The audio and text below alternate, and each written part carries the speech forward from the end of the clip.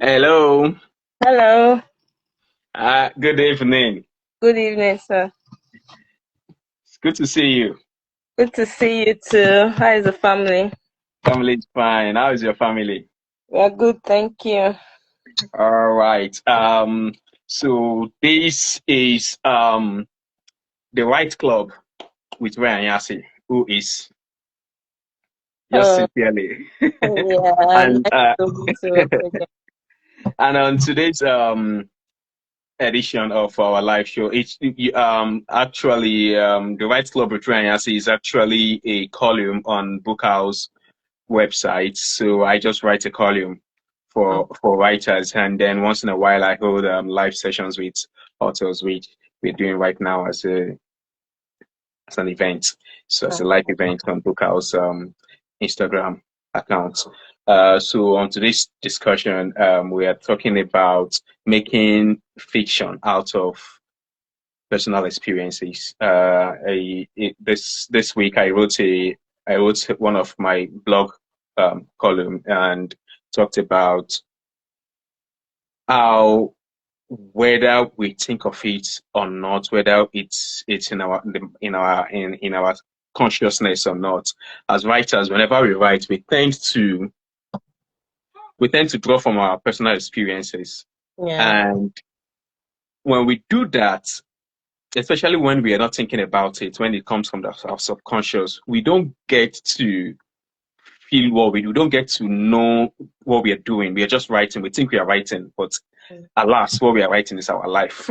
yeah, We think we are writing about strange characters we don't know, but the truth is, if you look deep into it, we are writing about our own experiences in yeah, different ways. It's like I like to think about it like having a dream. Sometimes we have a dream and we are asking ourselves, what kind of dream is that? The truth, and we think is some strange, but sometimes our dreams are just us in yes, another universe. So I'm not an expert on it anyway. I'm just that's how I look at it, at dreams. Like it's us yeah. in another universe or something like that.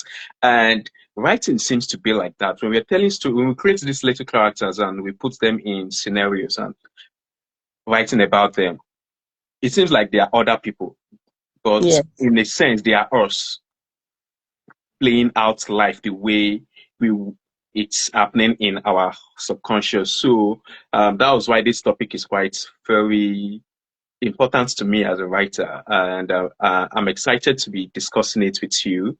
I'm Um, excited as well.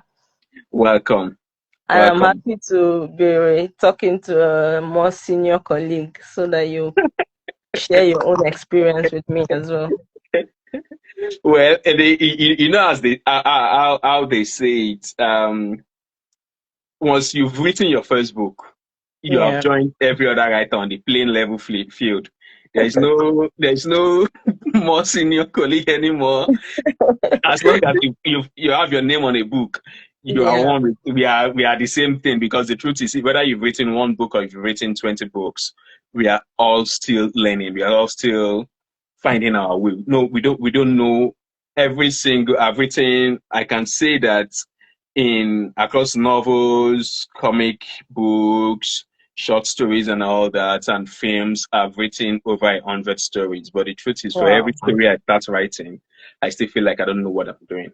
Yeah. So I don't think it makes any difference. We salute. We are still coming up. Anyway, welcome, Thank you. welcome. Yeah. So let's get straight into it. Your book, You Can't Sit with Them, Yeah. from what a little bird told me, was inspired by some personal experiences. Can you get to it and tell us the story behind it? Well, You Can't Sit With Them follows the story of a young woman who arrived South London for her master's and reconnected with her childhood friends. And she went ahead and to finally be in the same space with people she has forgotten about for a while. She now, being in the same space with them, she started thinking, do I really belong here? Actually, what inspired the story is very personal. I lost my dad when I was very young, Mm. actually at the age of 4. And my mom became a widow with 8 children to raise. Wow. And watching her fight to make us who we are today, it wasn't easy for her. She tried her possible best just to make sure that we weren't left behind. So all those things sit with me, and that was what pushed me to write You Can't Sit With Them. Fantastic. Exploring Osasi's story made me actually, it isn't all my biography, Yeah, but of course. emotionally true. It took a lot of feelings, sacrifices, comparing the pressure that I had to face when coming up as well. That's what I poured into the friction of the characters. Mm. The novel is my own way of exploring what it means to come from little, step into privileged spaces, and still carry the weight of how you got there. So Yeah, it's basically my past experiences, mixing the feelings and emotion to create the characters that you see in the book. You Can't Sit With Them.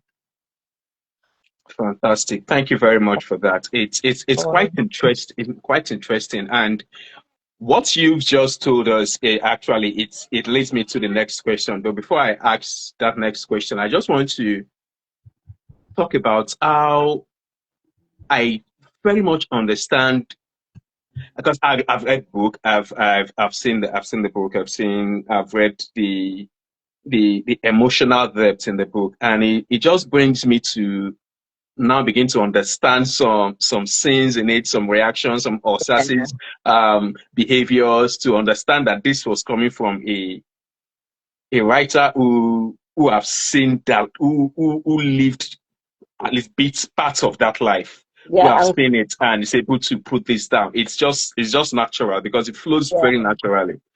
And the second coming from question our I part want of the to world. ask, Okay. yeah, sorry, so go ahead, you were saying something. Coming from our part of the world, you know the pressure that comes with single parenting. They Yeah, will put pressure on you. You don't have to put me to shame. You have yeah, to live up to my expectations and all that. So you have to try your possible best not to disappoint your parents hmm, for yeah, all the hard work they've put in your life and all that. So that's basically what the story is actually all about. mm, How to cross that boundaries, maintain the norm without disappointing your parents. You're trying to yeah, overcome that yeah. pressure. It did actually show in Osase's a relationship with her mother, especially the Yes. pressure of not disappointing her mother, even when she knows that what she's about to do is not something she She was really wanted to do. wanted, but Yeah. she's always saying things like, "How will mother feel?" and things like that. It Yes. totally makes sense. My second question is this: Yeah. coming from, and it's more like a follow up to your response. It must not be quite easy to do that. Yes. What were the challenges you had to deal with, whether physical, emotional, psychological challenges you had to deal with in bringing that your lived experiences into a fiction book? And what are the things you do or ways you overcame those challenges? Well, one of my biggest challenges was vulnerability. Mm, Using part of my real life experience meant that I was accepting that readers who or people who know me might try to guess what it's real and what isn't. There is a fear of feeling exposed or misunderstood.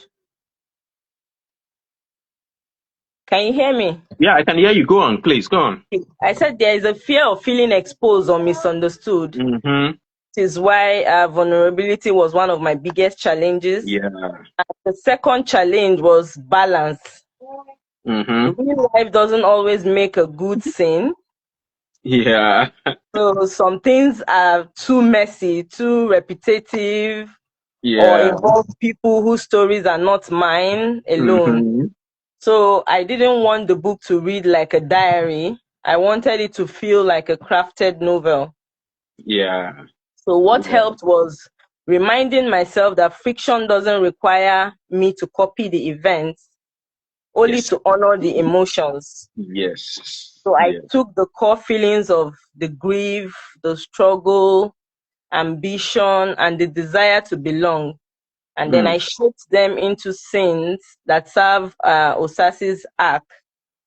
Not just for my memories, I also changed details. I Yeah. blended people and events. I invented new situations Mm-hmm. so that the story becomes its own thing. That gave me the freedom to be honest without feeling overexposed, and to Yeah. protect the privacy of my family and other people, that I also blended their stories into the book. Uh, It makes a lot of sense. It makes a lot of sense. I mean, considering that when you, I mean, like you said, fiction is doesn't require you to copy and paste the real life event. It's just yeah, required to replicate or expose the emotions behind it. yeah, But at the end of the day, it's how you feel that matters rather than the event itself. And you did quite a beautiful job with the thank, emotions because I was reading it and I was like, if I was the type that cries easily, I would cry well for that book. thank you. I'm actually glad that people could actually feel the emotions behind the book. Yeah, Yeah, wonderful. I'm going to ask you a third question. So far, You Can't Sit With Them is quite a success by literary standards, given the reviews it's had. I mean, I think within the first week of its release, it shot into the first, I think, top 10 on Amazon bestsellers list yeah, and in new release and stuff like that. And no one who's read the book has had anything negative to say about it.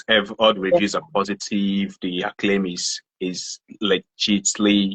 legitimately outstanding. And I want to ask you, when you made the decision to take a part of your life and use it to write a fiction story, Yeah. what made you feel or think that that's your life experience is gonna make a good story for a novel? Uh, I believe this story will resonate because the emotions behind it are universal.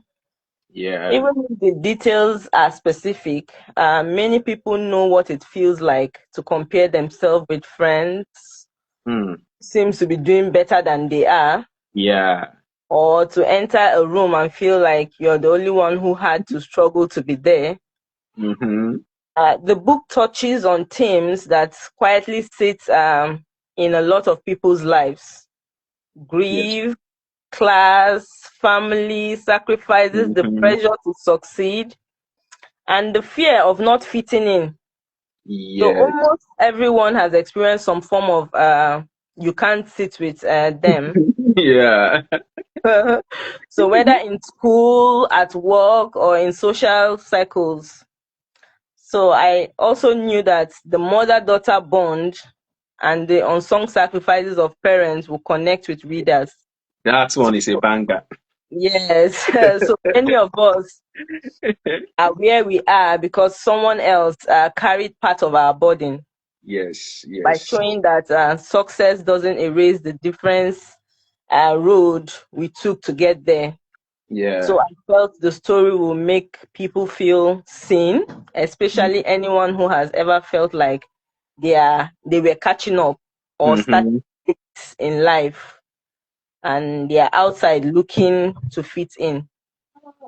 That's So true. that, That's true. Uh, Thank you very much for these responses. I really appreciate you joining me today on this session to talk about this topic. It's a, like I said in the beginning, it's a topic it's that talks at my heart as a writer each time yeah, I write a book. And thanks to what the answers you've given today, the next yeah, time I'm writing a story, I'll be looking at each car I'll be suspecting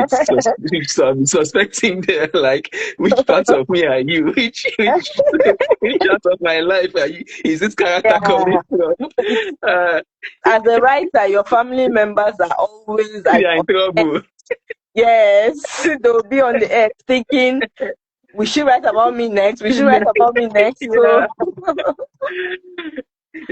so It's really true, because even as a writer, even when you are not thinking about it, you might finish writing a book and you find that, wait, oh, this character behaves like my cousin.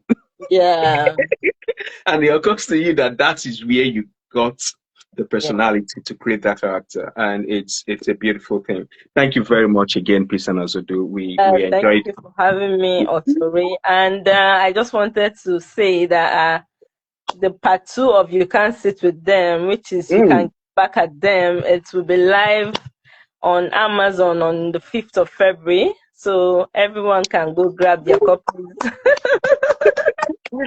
I'll So get you that one. see, I'll get that one. I can't wait.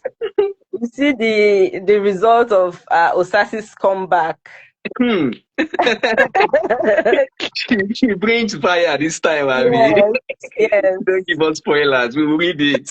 All right, no worries. Thank you very much for having me. All right. Thank you so much. Have a very good evening. And you too, sir. Thank you. Yeah. Bye.